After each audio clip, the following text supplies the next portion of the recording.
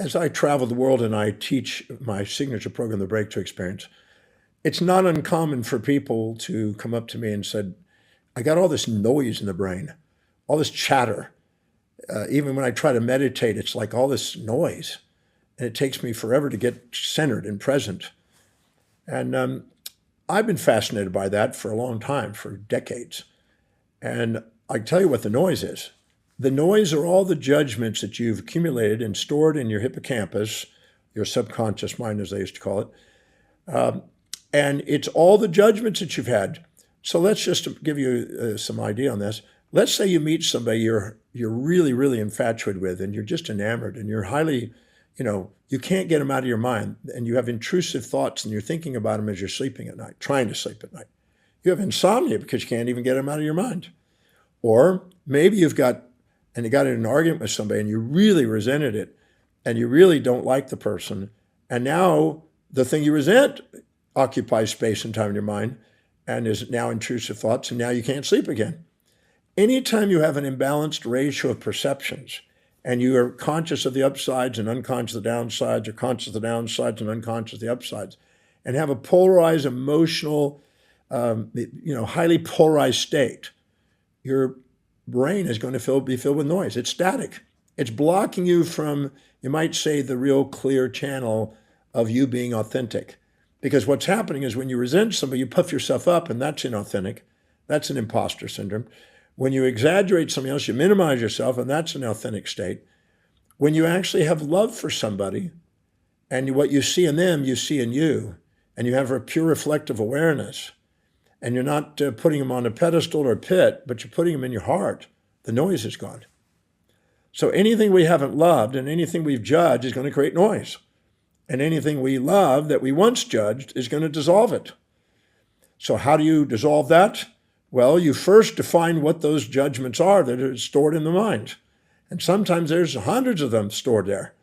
And you'll be overwhelmed trying to do and think of them all at the same time. You have to itemize each one at a time and take each one of the little judgments that's preoccupying your mind.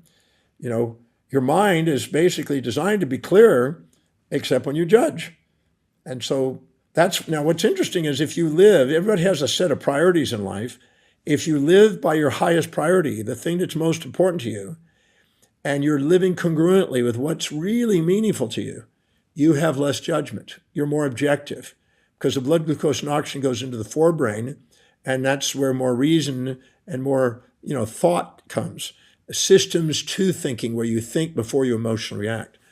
But if you're not living by highest values and you're trying to put out fires and live by everybody else and please all these other people around you that are expecting from you, then you're going to be unfulfilled. You're going to be in your amygdala's response. It's going to be more polarized, more emotional, and you're going to have systems one thinking, where you're going to emotionally react under survival instead of thrival.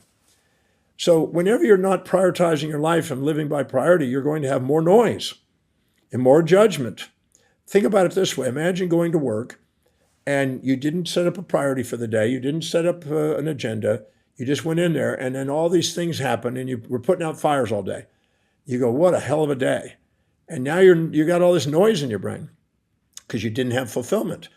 But if you actually write down and clarify with foresight what exactly is priority for the day, stuck to it, said no to anything other than highest priority, said yes to what is priority, at the end of the day, you feel on top of the world instead of it's on top of you.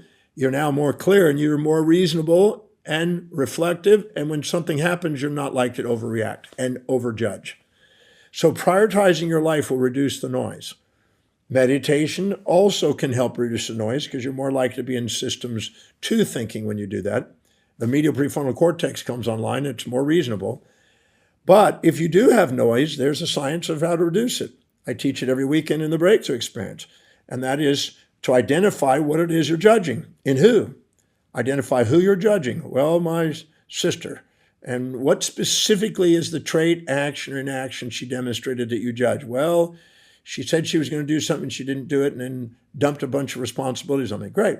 Now go to a moment in your life where you've done that same behavior. Because you only judge things on the outside that represent parts of you on the inside that you're in denial of, but you've done.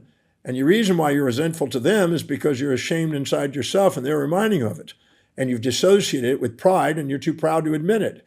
So if you go in there and identify what you see in them inside you and own it, that calms down some of the judgment and some of the noise.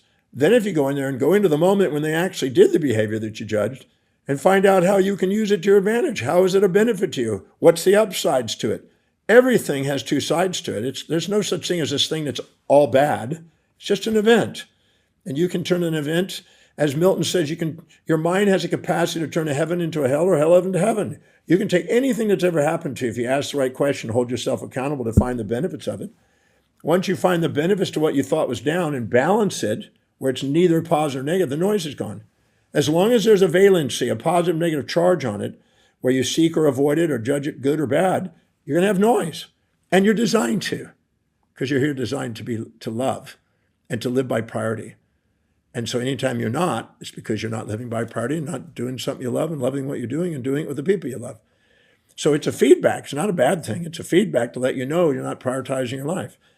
And so if you go in there and then ask what's the benefit of it, and you find out where you've done it, the judgment goes away, and you start to realize that, hey, it's just a reflection. I'm living in a kind of a self-reflective universe where the world out there is a reflection of what I'm projecting. When you do, the noise goes down, you're clear-minded. You may not even need to meditate because your mind is already in a meditative state. And you're now present. You know, anytime you're in emotional states, you're not present. You're living in past or future. You're in pain or pleasure or pain.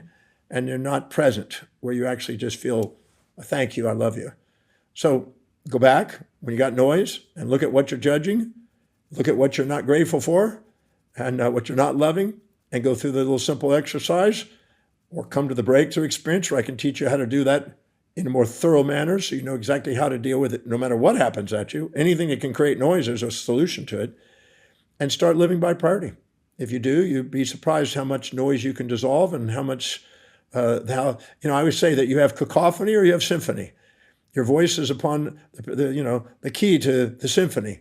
If you're living by priority, you're going to have a symphony. If you're not, you're not.